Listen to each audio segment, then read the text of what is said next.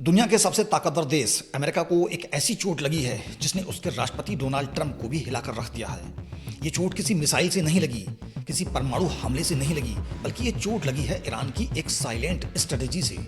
Iran ने America की वो दुखती रग पकड़ ली है जिसे दबाते ही अमेरिका की पूरी अर्थव्यवस्था कराहने लगती है, और वो है हॉर्मुज की खाड़ी यानी स्ट्रेट ऑफ हॉर्मुज। और इस पूरी स्ट्रेटेजी के पीछे हैं ईरान के नए सुप्रीम लीडर मुस्तफा खामेनी, जो अपने पिता की हत्या के बाद भी न झुके न टूटे बल्कि और मजबूत होकर उभरे। आज हम आपको बताएंगे ईरान की पूरी रणनीति क्या है, हॉर्मुज की खाड़ी को बंद करने से अमेरिका को कितना नुकसान हुआ, मुस्तफा ब्रिगेड की साइलेंट स्ट्रेटेजी क्या है, क्या ईरान अमेरिका में कोई डील हो पाएगी। तो बने रहिए हमारे साथ। ये रिपोर्ट शुरू होती है आज से करीब 42 दिन पहले 28 फरवरी 2026 की वो रात जब दुनिया सो रही थी। अचानक तेहरान के आसमान में रोशनी फूट पड़ी। अमेरिका और इजराइल ने मिलकर ऑपरेशन एपिक फ्यूरी लॉन्च किया। अमेरिका और इजराइल ने ईरान के परमाणु ठिकानों पर, सैन्य अड्डों पर, सरकारी भवनों पर हमले किए, और इन हमलों में ईरान के supreme leader Ayatollah Ali Khamenei शहीद हो गए। उनके साथ उनकी पत्नी, बेटी और परिवार के कई लोग भी शहीद हो गए।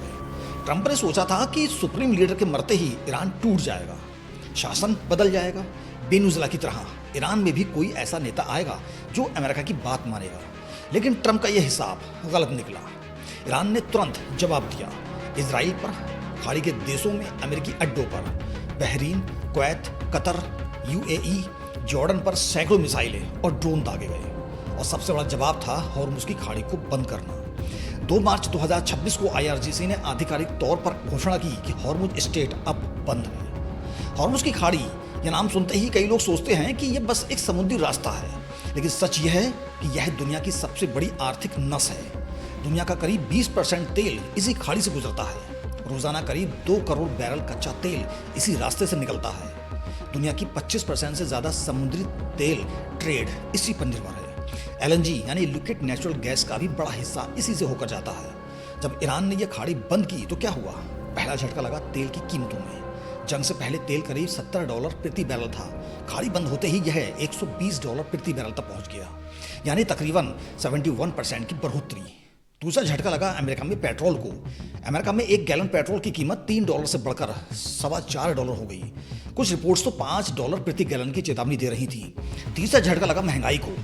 अमेरिका में पहले से ही महंगाई की मार झेल रहे थे लोग, ऊपर से ट्रंप की टैरिफ पॉलिसी ने भी अर्थव्यवस्था को हिला दिया था।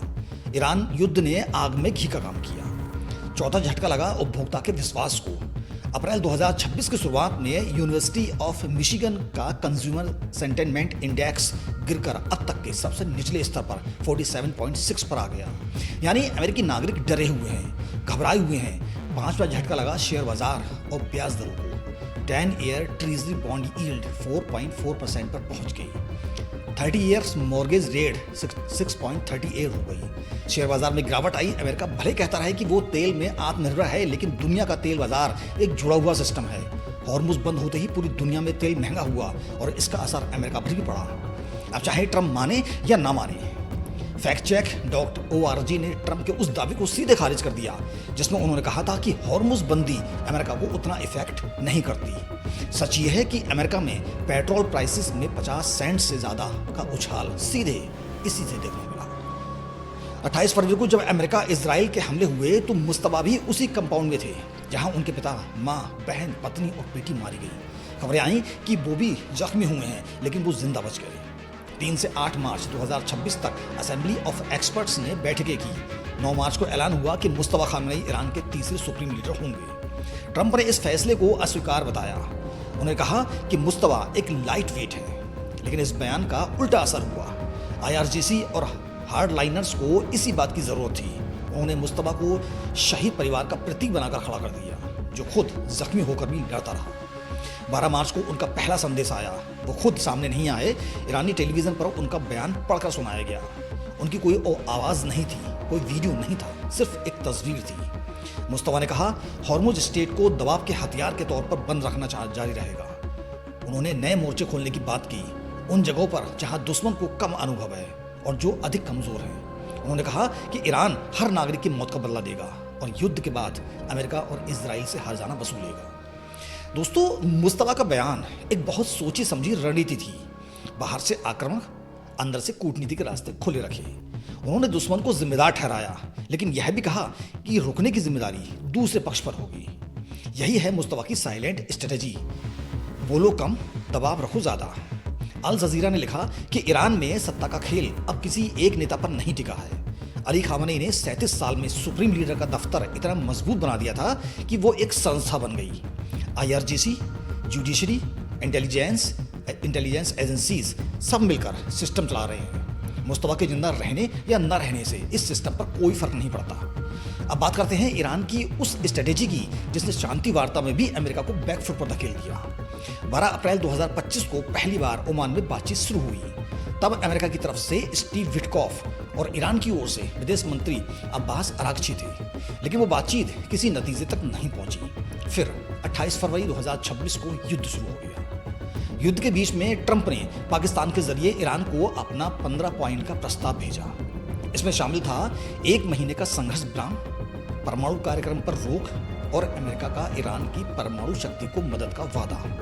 ईरान ने अमेरिका का प्रस्ताव ठुकरा दिया और अपना 10 पॉइंट का काउंटर प्लान सामने रख दिया। ईरान पर आगे से कोई हमला नहीं होगा, इसकी लिखित गारंटी चाहिए। लेबनान में हिजबुल्लाह पर इजरायली हमले बंद हों, सभी अंतर्राष्ट्रीय प्रतिबंध हटाए जाएं। ईरान की जमी हुई संपत्ति यानी फ्रीज की हुई उसकी जितनी भी संपत्ति है वो सब वापस की जाए। हॉर्मुज खुलेगा, लेकिन इसके बदले ईरान प्रत्येक जहाज से $20 लाख यानी कि $20 लाख शुल्क लेगा।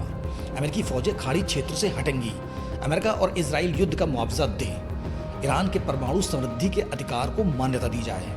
यमन के हुती और इराकी प्रॉक्सी ग्रुप्स पर हमले बंद हों। ट्रंप ने कहा कि ईरान का प्लान काम करने लायक है और इसी वजह से 2 हफ्ते का सीज फायर हुआ।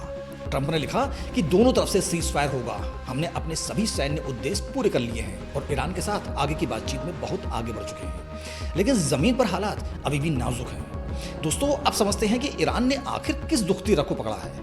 ट्रंप के लिए नवंबर 2026 के मिड टर्म इलेक्शन बहुत जरूरी है।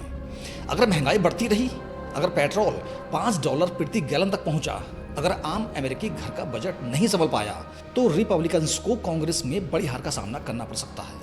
एक सर्वे में पाया कि अमेरिकी लोग अगले 12 महीनों में भारी महंगाई की उम्मीद कर रहे हैं। इधर डेमोक्रेट्स पहले ही ट्रंप पर हमलावर हैं। उन्होंने बिना कांग्रेस की मंजूरी के युद्ध शुरू किया और इसमें आम नागरिकों की जेब जल रही है और यही वो कमजोरी है जिसे ईरान ने पकड़ लिया है।